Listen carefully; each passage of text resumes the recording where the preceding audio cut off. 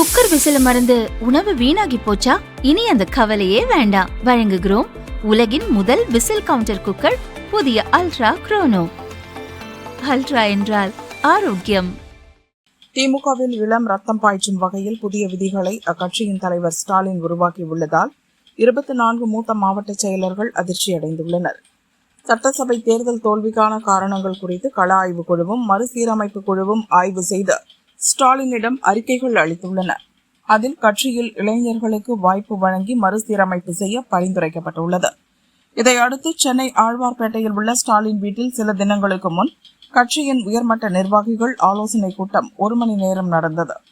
அதில் சட்டசபை எதிர்க்கட்சித் தலைவர் உதயநிதி, திமுக பொதுச் செயலர் துரைமுருகன், பொருளாளர் பாலு, முன்னாள் அமைச்சர்கள் நேரு, வேலு, எம்பிக்கள் கனிமொழி, ராஜா மற்றும் ஸ்டாலினின் மருமகன் சபரீசன் உட்பட 15 பேர் பங்கேற்றனர்.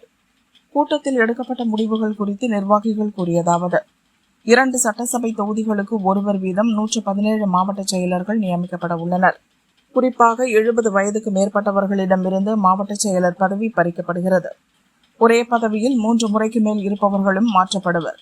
மேலும் ஒன்றிய, நகர, பேரூர் நிர்வாகிகளாக 60 வயது வரை இருக்கலாம் என வரம்பு நிர்ணயிக்கப்பட்டுள்ளது. இதனால் முன்னாள் அமைச்சர்கள் அனிதா ராதாகிருஷ்ணன், பன்னீர்செல்வம், சாத்தூர் ராமச்சந்திரன், ரகுபதி உட்பட 24 பேரின் மாவட்ட செயலர் பதவி பறிக்கப்பட வாய்ப்புள்ளதால் அவர்கள் அதிர்ச்சியடைந்துள்ளனர். தற்போது எம்எல்ஏக்களாக உள்ள சீனியர் மாவட்ட செயலர்களுக்கு தலைமை நிர்வாகத்தில் முக்கிய பதவிகள் வழங்கப்பட உள்ளன. துணை பொதுச் செயலர்கள், வழிகாட்டுதல் குழு உறுப்பினர்கள், அரசியல் விவகார குழு உறுப்பினர்கள் என நியமிக்க வாய்ப்பு உள்ளது. கட்சியின் மறுசீரமைப்பு பணிகள் வாயிலாக 40க்கும் மேற்பட்ட புதுமுகங்களுக்கு மாவட்ட செயலர் பதவி கிடைக்கும். இதுகுறித்து வரும் 22ஆம் தேதி நடக்கும் திமுக செயற்குழு கூட்டத்தில் ஒப்புதல் பெறப்பட உள்ளதாக அவர்கள் கூறினர்.